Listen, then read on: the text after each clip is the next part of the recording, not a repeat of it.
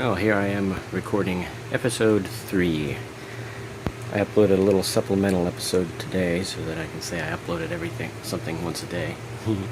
LOL. I believe I left off yesterday talking about the Azumanga Dao box. I'll go ahead and talk about this one today. Oh, I did get this one at the Goodwill for $8. Not a bad price. I think it was on sale, as a matter of fact. Which I think was, I forget how many seasons of Ranma 1/2 there are off the top of my head, but this is one of the later ones. I think there might have only been 7, so this might actually be the end. I'll be able to tell by looking at the last episode in the set. If I can get anything out of the set.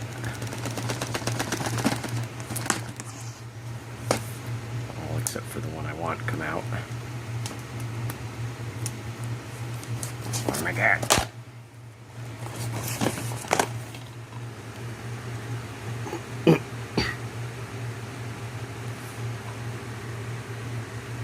Yeah, it might actually be, because I think they ended it right when the Mom Saga started.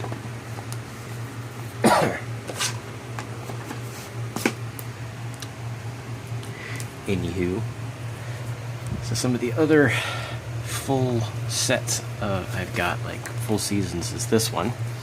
I think this was a special thrift store purchase. Yes, I got the second season just purely by chance at the Goodwill just a couple weeks ago, actually. I think it was a couple weeks ago. These were on the shelf for a while when I got them. Yeah, so 2018. Anime doesn't seem to move too fast where I live. I've seen it sit on the shelf for months in some cases, but I hadn't checked this particular Goodwill in, God, like 9 months. Because I moved to Tacoma, so I don't live where I used to collect. And I'll be perfectly honest, I found better stuff on that side than I do here in Tacoma. This one I don't actually think I got at the Goodwill. No, that date's way too old. I probably got this from the same thrift store that I got the other stuff from.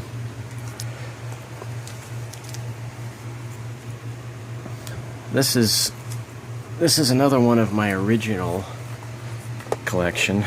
I bought this at a discount at an FYE, I think it was, way back in the day.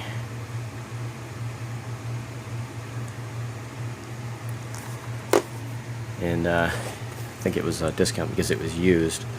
And I think it was actually the first ever anime disc I bought for myself. I had gotten some nice VHS copies of Laserdisc anime from my friend when I was in high school, but my own, I think that was my first anime that I ever bought.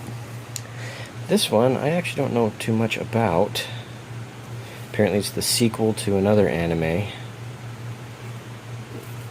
but it's factory sealed and I got it at that same thrift store, so the seal's pretty nasty, but it is sealed.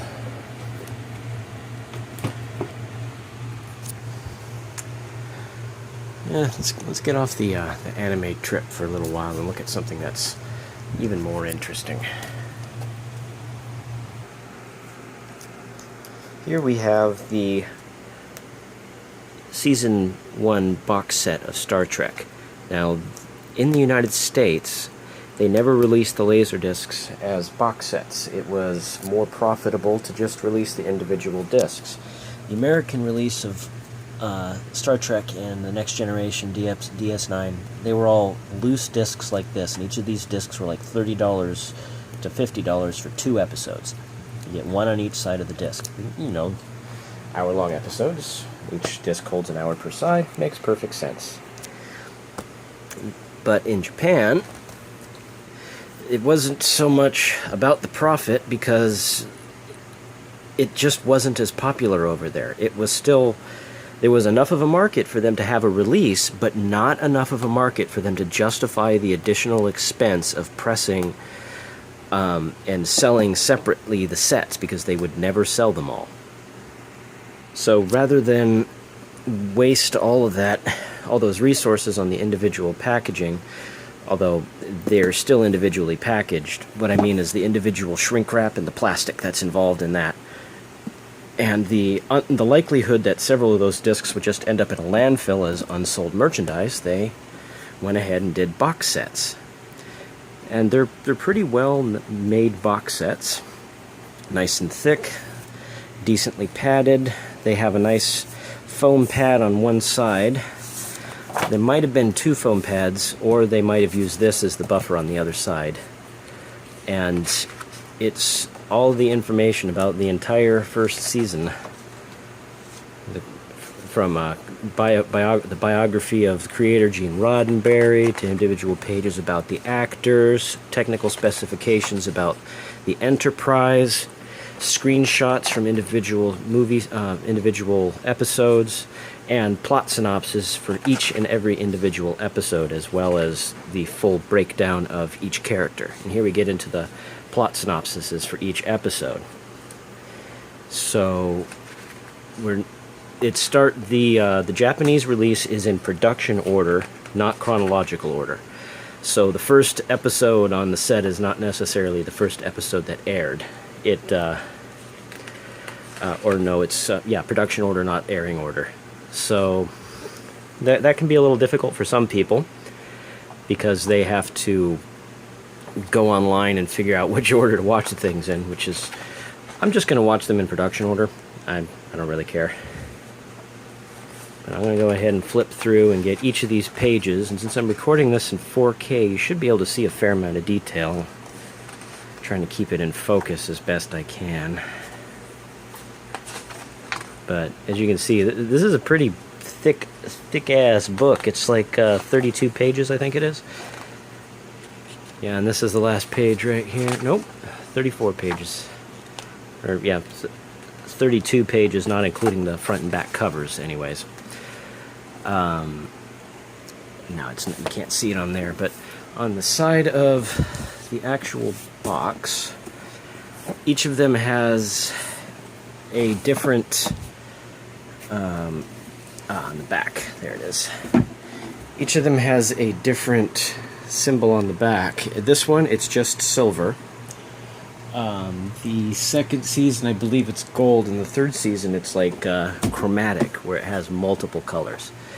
So I'm going to go ahead and put the phone down for a minute, and we'll spread these out.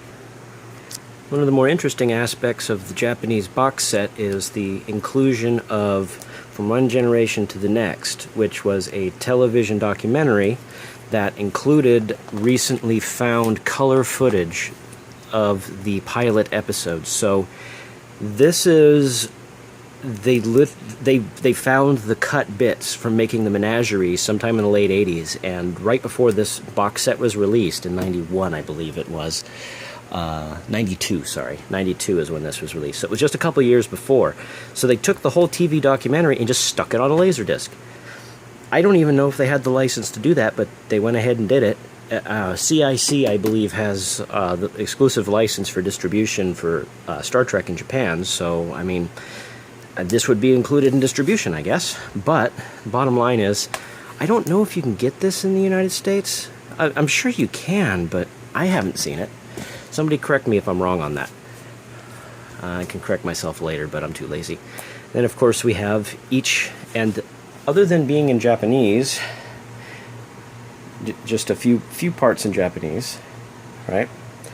They look almost exactly like the U.S. release.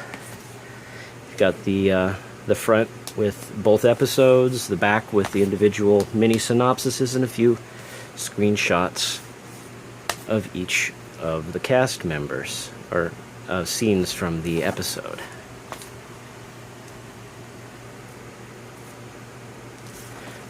And the neat thing about this set, aside from the fact that it is bilingual, meaning there's very little Japanese subtitles to be found on these, you will find a few Japanese subtitles scattered here and there, because when they were originally aired in Japan, they were edited. And I believe that there was some edits done for the US release as well, over time. And I'm almost out of time again, darn it. Hopefully last segment here. I'm getting hot without the fan blowing on me. Shoot, what was I saying? I don't remember what I was saying. Oh yeah, the subtitles. So in the parts of the episode that were cut for television, either just in Japan or in both Japan and the United States, they didn't dub those portions in Japanese. So as you're watching the episodes, they will sometimes, when you're watching the English track, you don't even notice. It's just Japanese subtitles will sometimes be on the screen for 5-10 seconds at a time as the scene that was cut is shown. Works out pretty well, so that there's usually maybe 5 minutes of Japanese subtitles per episode. So if you have it on the English language track, you pretty much can watch these like they were the American releases with the occasional inconvenient Japanese subtitle. Alright, I actually think that'll about do it for this episode. I've got over 10 minutes of footage, and I don't think I screwed up too many times this time, so I shouldn't have to edit too much out. I did manage to sweat all over the damn box. I'm kind of pissed about that.